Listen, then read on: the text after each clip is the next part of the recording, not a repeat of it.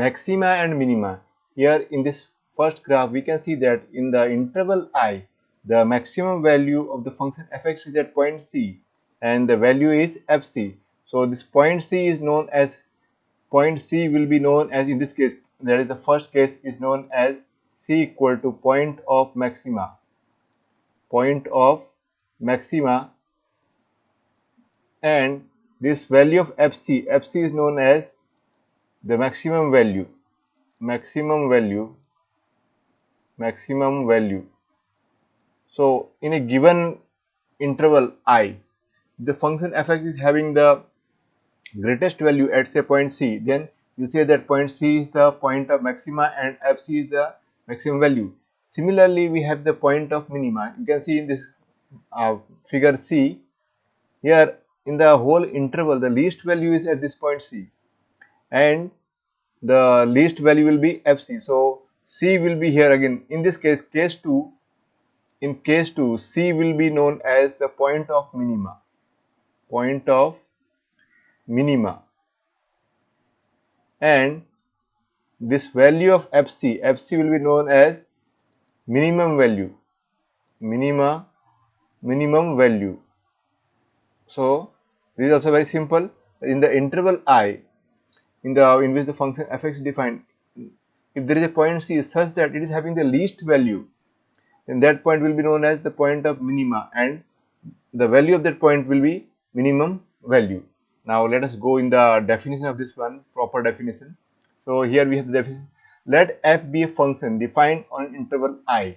Then first, f is said to have a maximum value in I if there exists a point C in I such that fc is the greatest of all the fx for all x belongs to I. That means if there is a point C in the interval I such that at that point fc is having the greatest value, then that is that will be known as the maximum value, and that point will be known as the point of maximum value or point of maxima.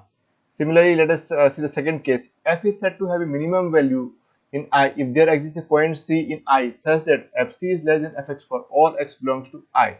The number fc in this case is called the minimum value of f in I, and the point C in this case is called a point of minimum value of f in I. So here also the same way, if in the interval I in which the function fx is defined, if we find a point C such that it is having the least value, then it will be known as the minimum value of the function fx, and that particular value of C will be known as the point of minimum value or point of minima, and both these points will be known as extreme points, and the values will be known as extreme values. So here it is, f is said to have an extreme value in I if there is point C in I such that fc is either a maximum value or a minimum value of f in I. So sometime in questions they are instead of maximum minimum they will be saying that let C be a point of let C be an extreme point. So that means either it is a point of maxima or a point of minima. So this is what we learn in this particular topic. So the topic which we are having is maxima and minima. So this is our topic, maxima and minima. So we have learned the very basic concepts on the basis of which we can easily do the questions based on maxima or minima. Now let us go further in this. A continuous function on an open interval may or may not have maximum and minimum values, but if the continuous function is on a closed interval, then definitely it will have a maximum and minimum value. Next we learn what is a monotonic function. So by monotonic function f in an interval I, we mean either the f is increasing or in I or it is decreasing. So monotonic means the same routine should be followed, either it will be increasing or decreasing. Then we have turning points. Turning points means it is the point of the extreme points, also known as turning points, because at that point the graph will turn from increasing, it will become decreasing, or from decreasing it will become increasing. Now let us go in another topic that is known as local maxima or local minima. Here we can see that this point A, B, C and D, they are all turning points. So turning points means, here we can see that at this point the value of the function is having the least value, though it may not have the least value overall. So in the neighborhood of A, we can see that in the neighborhood of A, f is having the least value.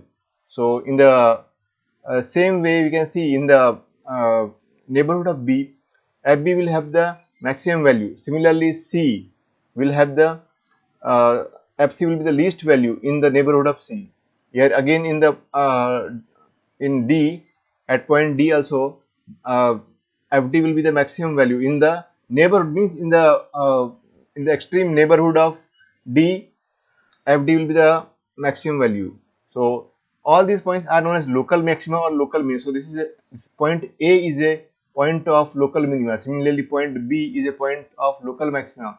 Point C is a point of local minima. Again, point D is a point of local maxima.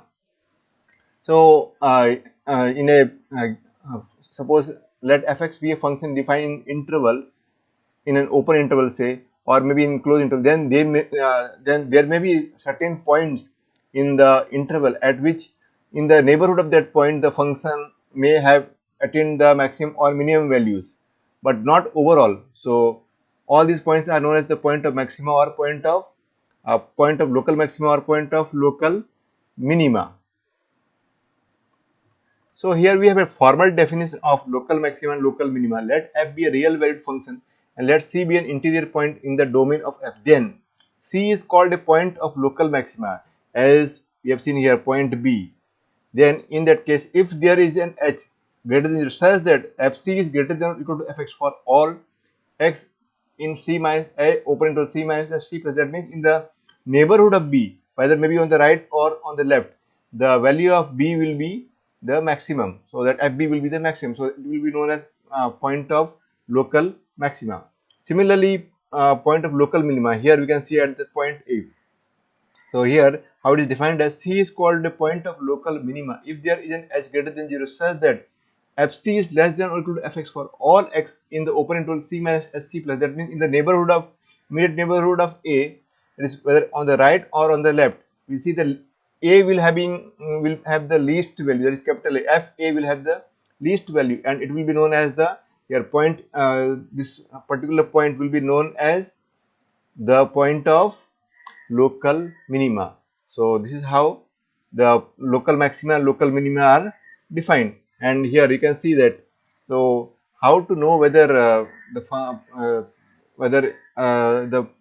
turning point is a point of maxima, local maxima or local minima. So what we do in that case, first of all we will put f dash c equal to 0, f dash x equal to 0. So suppose fx is given, then find f dash x, then put it equal to 0. Why at 0? Because we know that f dash x gives the slope of the tangent, and the slope of the tangent, if it is the slope of the tangent is when it is parallel to the x-axis, in that case its slope will be 0. So here we can see that this suppose the here we can see this is a point of maxima, local maxima or minima, whatever it may be. Here in this particular case it is a point of local maxima, and we can see that the tangent drawn here will be definitely parallel to x-axis. So whenever it is a turning point, here second case also, if you draw the tangent, it will be parallel to x-axis. So whenever the point is a turning point and we draw a tangent at that point, it will be always parallel to the x-axis.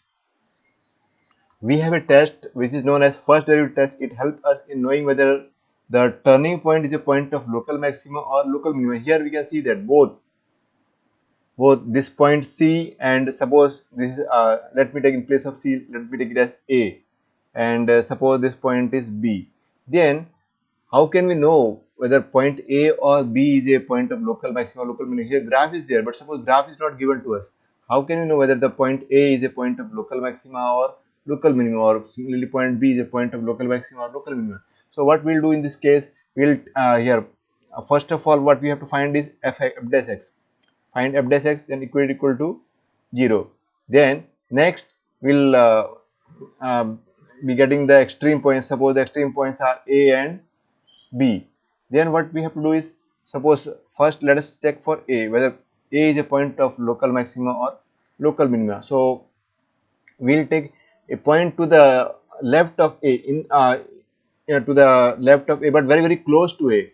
So suppose it is A1, and one point we'll take, this is suppose at the middle, and here this is the left, and suppose another point let us take as A2, that will be to the right of the point A. So A is here, we know that it is a turning point, but we do not know whether it is a point of local maxima or local minimum. So what we have to do is take one point to the left and one point to the right, then find f dash A1, and also we'll find f dash A2. If f dash A1 is greater than 0, this is greater than 0 and this is less than 0. When we know that if f dash is greater than 0, the function is increasing. So here we can see that it is increasing, and to the right of A, to the left of A, the function is increasing, and to the left of A, it is decreasing. So this kind of graph we'll get. That means this will be, A will be a point of local maxima. So what will be A? A will be a point of local maxima, point of local maxima. Similarly, when let us try for the point B. So in the same way as earlier, we have first obtained f dash x equal to 0, and in that we have obtained the value as b. Then suppose we know that b is the extreme value, so turning point. So we'll take one point to the left and one point to the right of b, and it should be very close to b, not very far away. So this is the left and this is the right. Then we'll find f dash b1, find f dash b1, then find f dash b2. Then this is f dash b1 and f dash b2. If f dash b1 is, this is less than 0 and this is greater than 0, then first it will decrease. Then after going from, if f dash b1, where b1 is to the left of b, so in that case we can say to the left of b the function is decreasing, and to the right of b the function is increasing. So this kind of graph will be getting. That means point b is a point of local minima. So what will be b? B will be a point of local minima, point of local minima. So this is how you can easily find, if you know the turning points, whether it is a point of local maxima or local minima. So let us go through the first derivative test. What it says, this is our first derivative test. Let f be a function defined on an open interval I. Let f be continuous at a critical point C in I. Then first, f dash x changes, if f dash x changes sign from positive to negative as x increases through C, that is if f dash x is greater than 0 at every point sufficiently close to and to the left of C, and f dash x is less than 0 at every point sufficiently close to and to the right of C, then C is a point of local maxima. Second point, if f dash x changes from negative to positive, here you can see that. So here the graph we are having from negative, because we know that f dash is less than 0, that is negative, and here positive. So earlier were positive to negative. So what, the sign has changed from positive to negative. If it is from negative to positive, then it will be point of local minima. It is from positive to negative, then it will be point of local maxima. So this is what is given here. If f dash x changes from negative to positive as x increases through C, that is if f dash x is less than 0 at every point sufficiently close to and to the left of C, and f dash x is greater than 0 at every point sufficiently close to and to the left of C, then C is a point of local minima. Now let us go in the third case. It states that if f dash x does not change sign as x increases through C, then C is neither a point of local maxima nor a point of local minima. In fact, such a point is called point of inflection. Let us see this with the help of a graph. Here we are having the function fx equal to x cube. So we'll find first the derivative of fx, that is f dash x. F dash x will be equal to 3x square. Putting this equal to 0, therefore f dash x equal to 0 will give us 3x square equal to 0, and that will give us x equal to 0. Now let us take two values, say x1 and x2. x1 will be to the left of x, and x2 is to the right of x, and let value of x1 be minus 0.1 and x2 be plus 0.1. So we'll find the value of f dash x1. So f dash x1 will be equal to 3 into minus 0.1 whole square. That will be equal to 3 into minus 0.1 whole square is equal to 0.01. So this will give us 0.03, and let us now find the value of f dash x2. So f dash x2 will be equal to 3 into 0.1 square equal to 3 into 0.01. So this will give us equal to 0.03.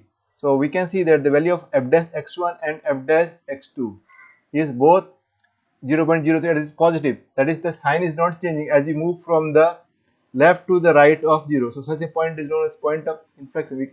So this is not a point of local maxima or local minima. So this is our third case. So what is our third case? If f dash x does not change sign as x increases through c, then c is neither a point of local maxima nor a point of local minima. In fact, such a point is called point of inflection. So this was our third point. So this is what we are having. So with the knowledge of all this, we can do questions based on this particular topic. So here, that is what we are having. And now we will go in another one last topic, that is known as uh, uh, global maximum or absolute maxima and absolute minima. So what is that? That is true only for closed interval. So here, let me show if any graph is there. Here, suppose this is our case, and the function fx, the function fx is defined. Function fx here, x belongs to, suppose the interval is from closed interval a to b. Then what we'll do, we'll find the value of fa, also we'll find the value of fb, and also we'll find these values fa, then we'll find fb, then we'll find fc, that is fd, that is all turning points, and also we'll find the values at the extreme points, that is the point a and b, and then of all these values, that is fa, fb, f capital fa, f capital a, f capital b, fc, fd, the least value will be known as absolute minimum value, absolute minimum value of the function, absolute minimum value of the function fx, or sometimes it is also known as global minimum value, global minimum value.